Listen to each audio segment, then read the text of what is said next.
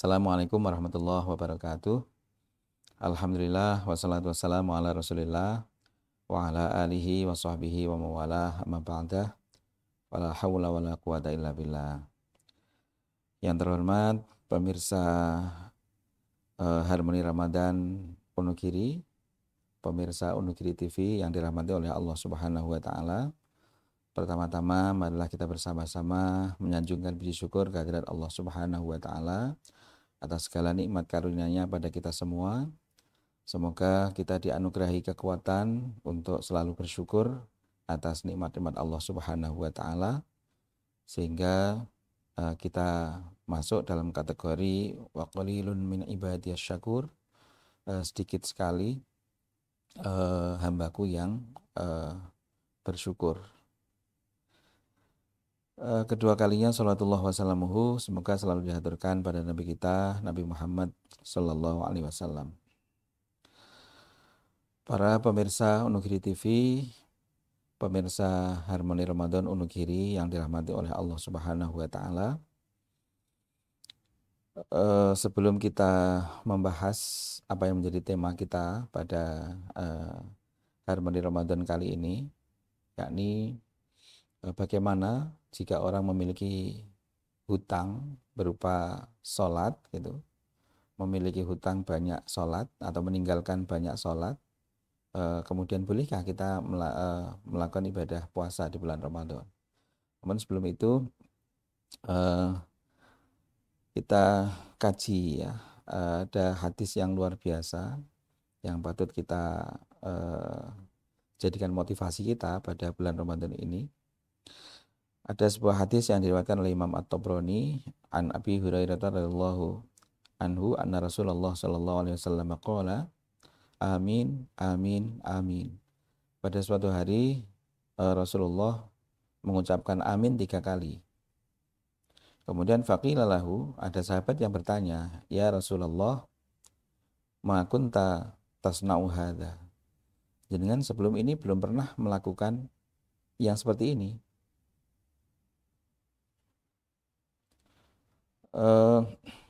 Atau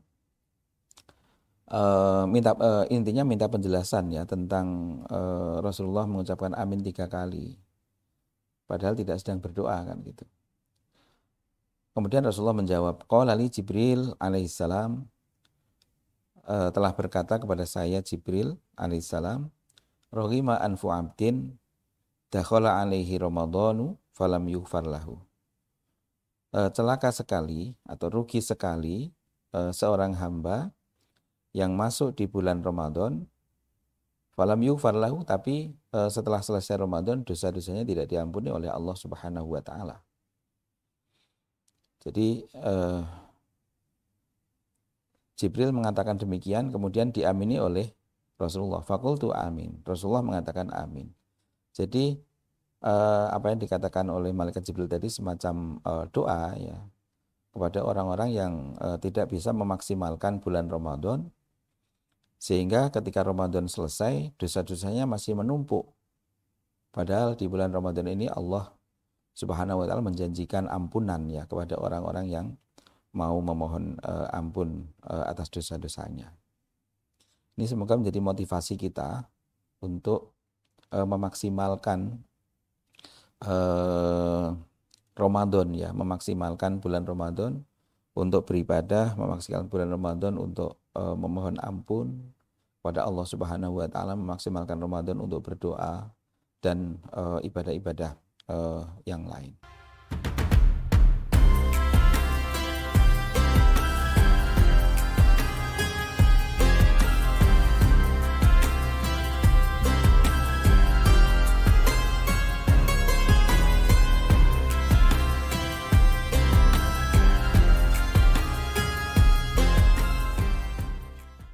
Pemirsa Harmoni Ramadan Wonogiri TV yang dirahmati oleh Allah Subhanahu wa taala.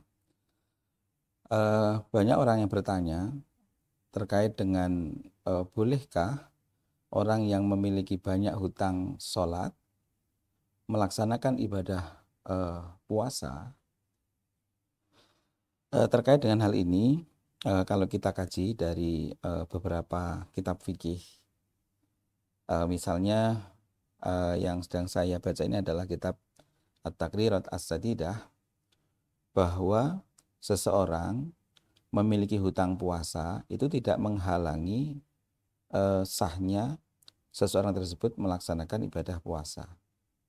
Saya ulangi, bahwa seseorang memiliki banyak hutang sholat, ya, itu tidak menghalangi sahnya ibadah puasa. Kita baca misalnya di kitab At-Taqrirat As-Sadidah. Di sini dikatakan syurutu sihhatis shaumi, syarat sahnya puasa, wahya arba'atun. Syarat sahnya puasa itu ada 4. Yang pertama, al-Islam. Yang pertama adalah beragama Islam. Jadi seandainya ada orang non-muslim kemudian melakukan ibadah puasa, maka ibadah puasanya tidak dihitung oleh Allah Subhanahu wa taala. Karena syarat sahnya puasa adalah, yang pertama adalah Islam. Kemudian yang kedua, asani, al-aqlu. Yang kedua, berakal. Jadi jika ada orang yang tidak berakal, ada orang ODGJ misalnya, dia melakukan ibadah puasa, melakukan puasa bagaimana? Itu juga dianggap tidak sah.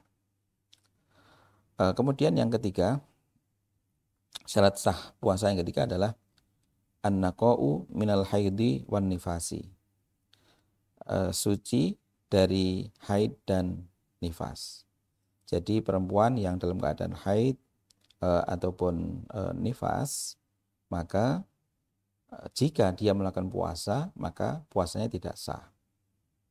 Kemudian syarat yang terakhir, yang keempat, dari syarat sahnya puasa adalah al-ilmu bikaunil waqti qabilan lis-shaumi.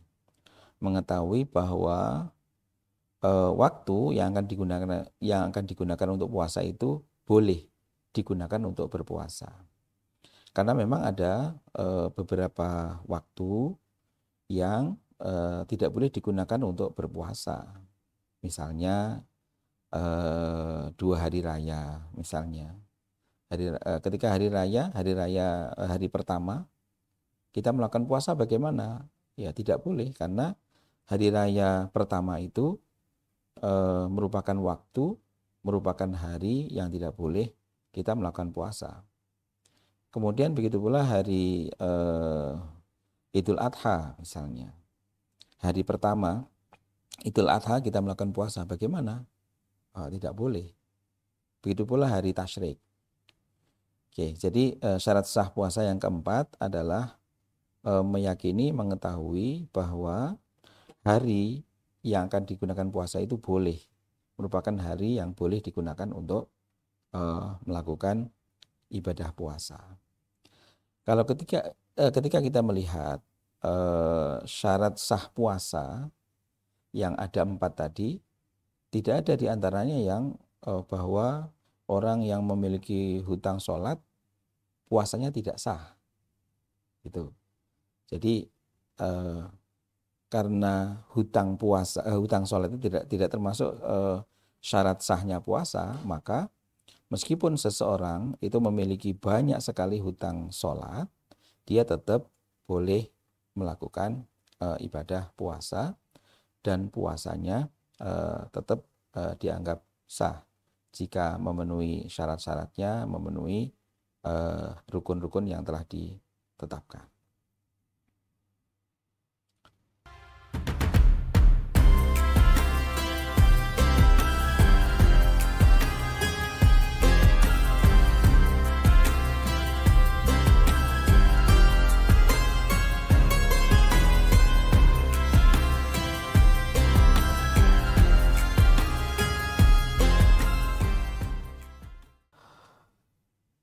Pemirsa Helmi Ramadan Nugiri TV yang dirahmati oleh Allah Subhanahu wa taala.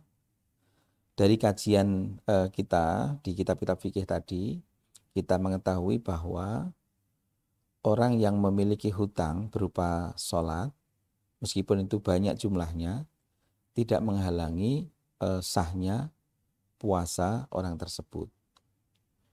Meski demikian, sebaiknya sebelum kita memasuki bulan Ramadan atau sebelum kita melaksanakan ibadah kepada Allah Subhanahu wa taala, terlebih dahulu kita membersihkan diri dulu, membersihkan diri secara fisik maupun membersihkan diri secara batiniah. Dengan cara apa? Dengan cara satu, bertaubat kepada Allah Subhanahu wa taala atas dosa-dosa kita, atas dosa-dosa yang telah kita lakukan. Yang kedua, menyiapkan hati kita untuk ikhlas di dalam melakukan ibadah dan lain-lain. Pada kesempatan ini kita akan membahas tentang dampak dosa, ya, dampak dosa pada diri seseorang, dampak dosa pada ibadah yang akan kita lakukan.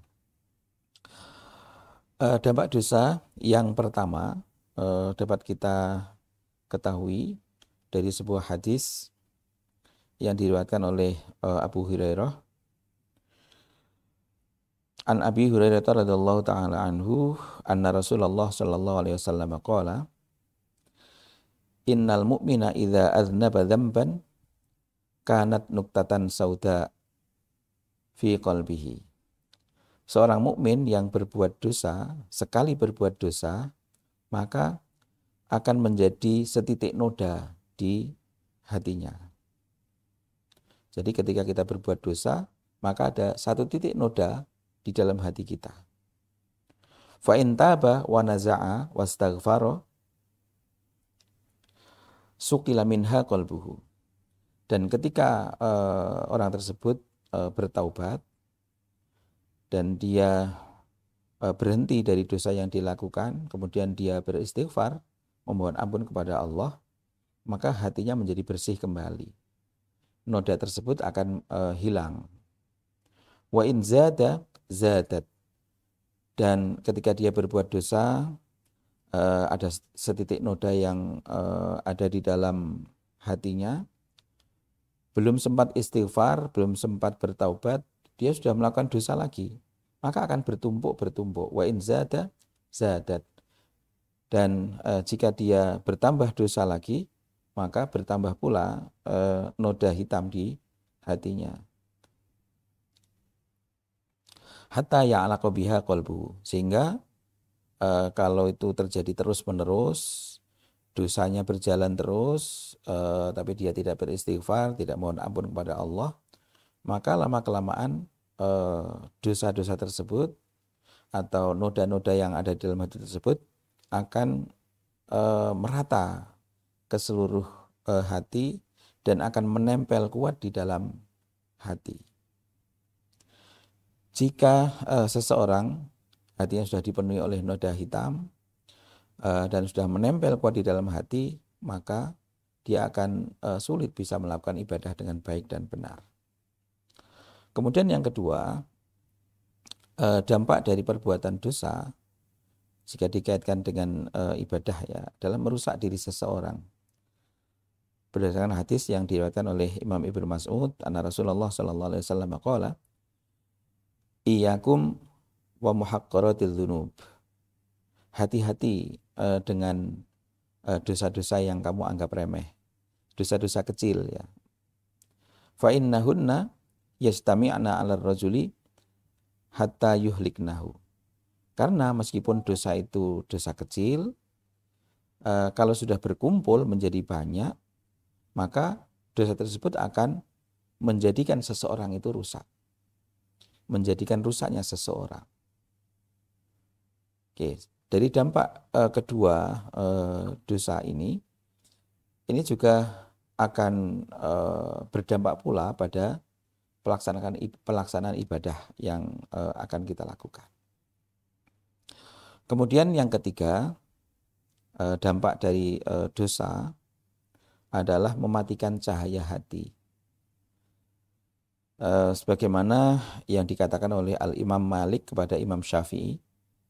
Jadi pada suatu hari Imam Malik menasihati Imam Syafi'i. Imam Malik berkata begini, Inni ura atau inni arallaha qad alqa fi qalbika nuran. saya meyakini atau saya tahu Allah telah menaruh di dalam hatimu cahaya.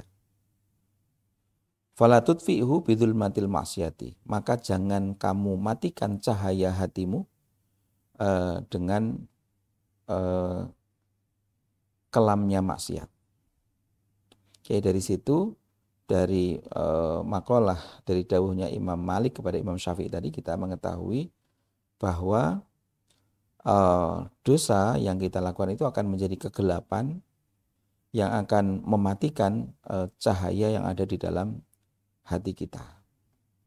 Ketika hati kita sudah gelap, maka kita juga akan sangat sulit bisa melakukan ibadah dengan baik dan benar. Kemudian yang keempat,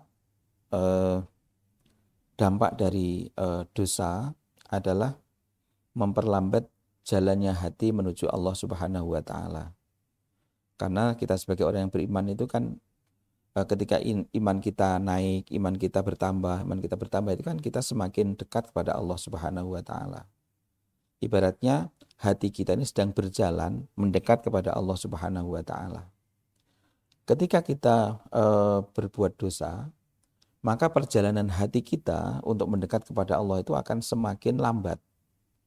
Jadi dosa akan memperlambat jalannya hati untuk mendekat kepada Allah Subhanahu wa Ta'ala.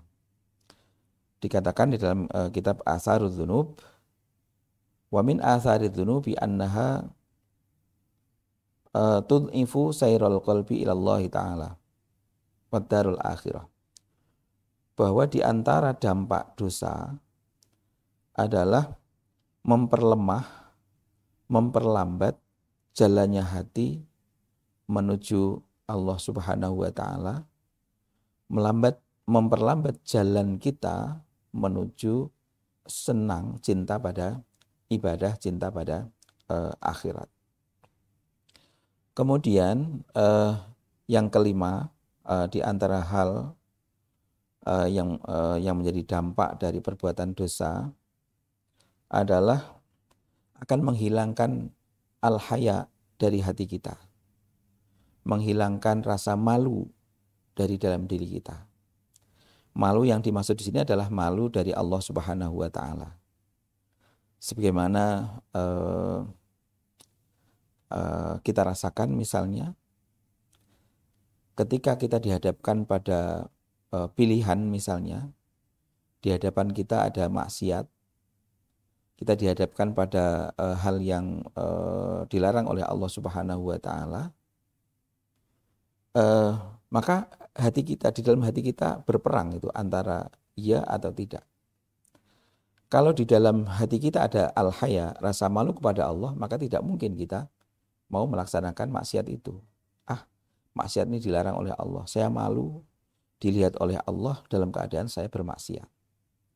Akan tetapi kalau di dalam hati tidak ada rasa haya, tidak ada rasa malu, dia pasti akan melanggar. Dia akan melakukan maksiat itu. Karena maksiat itu kan rata-rata hal-hal yang menyenangkan hati kita kan gitu ya. Karena dia sudah diliputi oleh syahwat di dalam hatinya, keinginan untuk melakukan hal-hal yang menurut dia itu enak ya, menurut hati itu nikmat. Karena tidak ada rasa haya maka dia lakukan meskipun itu maksiat, meskipun itu dilarang. Ada hadis tentang hal ini. Inna mimma adrakan nasu min kalamin nubuwah al-ula idza lam tastahi fasna ma syi'ta. Di antara hal yang masih bisa ditemukan dari dawuh kenabian di masa yang lalu adalah idza lam tastahi fasna ma syi'ta. Jika kamu tidak malu, lakukan apa yang kamu inginkan. Ini ditafsiri oleh musannif Atharudz Dzunub, wa ma'na dzalika anna dzunub tud'ifu al-haya minal abdi wa rubbaman salakha minhu bil kulliyah. Oke, jadi hadis ini menurut musannif maksudnya adalah bahwa dosa-dosa itu akan eh, mendistorsi sifat al-haya di dalam diri seseorang. Bahkan warubama insalahu minhu. Bahkan terkadang dosa itu akan menghilangkan rasa haya dari dalam hati seseorang. Kalau rasa haya sudah hilang dari hati seseorang, maka dia akan dengan mudahnya meninggalkan perintah-perintah, dan dengan mudahnya dia akan menerjang larangan-larangan Allah Subhanahu wa taala. Apel peringatan Hari Santri Nasional tahun 2024 Universitas Nahdlatul Ulama Sunan Giri, Bojonegoro, 22 Oktober 2024 siap dimulai. 22 Oktober 45 resolusi jihad panggilan jiwa, santri dan ulama tetap setia berkorban pertahankan Indonesia. Saat ini kita telah merdeka, mari teruskan perjuangan ulama, berperan aktif dengan dasar Pancasila, Nusantara tanggung jawab kita. Hari santri, hari santri, hari santri, hari santri undi cinta pada negeri, ridho dan rahmat dari Ilahi, NKRI harga mati. Ayo santri, ayo santri, ayo santri, ayo ngaji dan patuh pada kiai. Jayalah bangsa, jaya negara, jayalah bangsa.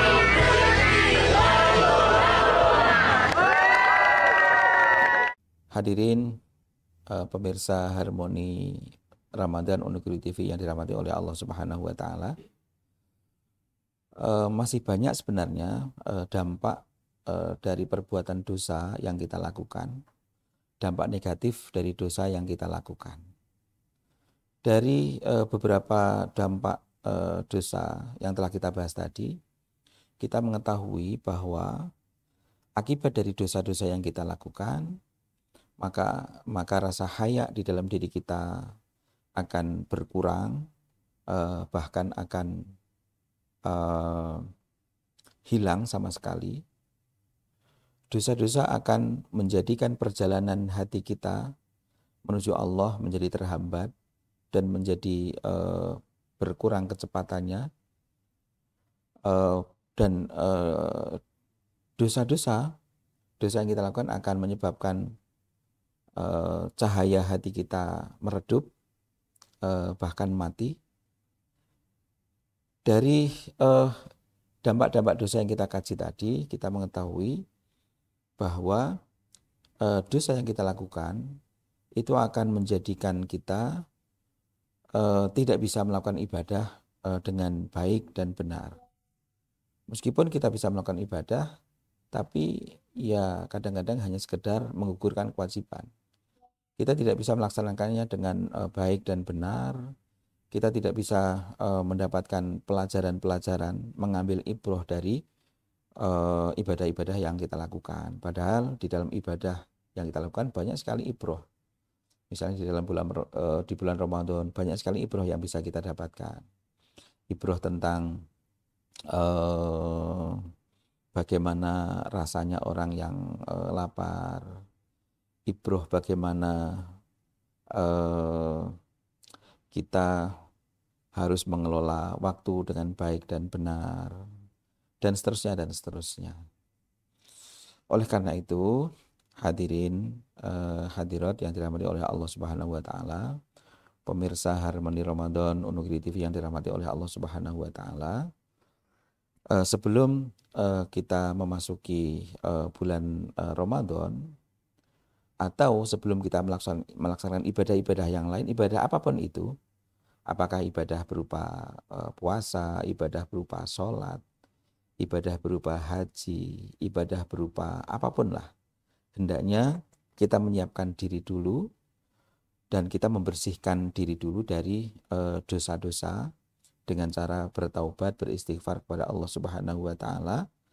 Karena dengan beristighfar, memohon ampun kepada Allah Subhanahu wa taala, maka jalan kita menuju Allah akan semakin mudah.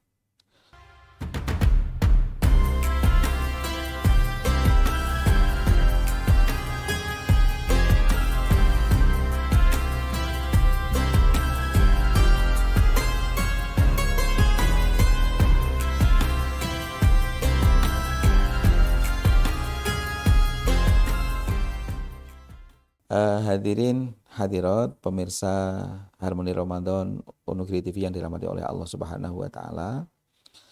Dari kajian kita hari ini bisa kita simpulkan bahwa meskipun seseorang itu memiliki hutang ibadah sholat atau ibadah-ibadah yang lain, dia tetap boleh melakukan ibadah puasa di bulan Ramadan ini, karena hutang berupa ibadah, baik itu sholat ataupun ibadah-ibadah yang lain, tidak menghalangi sahnya ibadah puasa. Pertama. Kemudian yang kedua, namun agar ibadah kita lebih sempurna, agar kita bisa melaksanakan ibadah dengan baik dan benar, maka sebelum memasuki ibadah, hendaknya hutang-hutang ibadah tersebut kita lunasi dulu. Kalau kita punya hutang berupa sholat, ya sholatnya kita qodoi dulu. Kalau kita punya hutang puasa, puasa kita qodoi dulu. Kita punya hutang ibadah-ibadah yang lain, kita qodoi dulu. Sehingga ketika kita memasuki ibadah, dalam hal ini ibadah Ramadan, batin kita sudah bersih. Kalau batin kita sudah bersih, hati kita sudah bersih, hati kita disinari oleh cahaya hidayah dari Allah Subhanahu wa taala, maka insya Allah kita bisa melaksanakan ibadah, dalam hal ini ibadah puasa ya, dengan baik dan benar. Selain ibadah kita sah, juga ada dampak dalam diri kita. Kita bisa mengambil pelajaran, mengambil ibroh dari ibadah yang kita lakukan, sehingga kita semakin meningkat kualitas keimanan kita kepada Allah Subhanahu wa taala, semakin meningkat pengetahuan kita, pengalaman kita berkat ibadah-ibadah yang kita lakukan. Itulah yang bisa saya sampaikan pada kesempatan ini. Semoga ada guna dan manfaatnya. Kalau benar, kalau ada yang benar, itu adalah dari Allah Subhanahu wa taala. Jika ada kesalahan adalah karena kekurangan saya, kedhaifan saya. Terima kasih semuanya dan mohon maaf. Wallahul muwaffiq ila aqwamit thoriq. Assalamualaikum warahmatullahi wabarakatuh.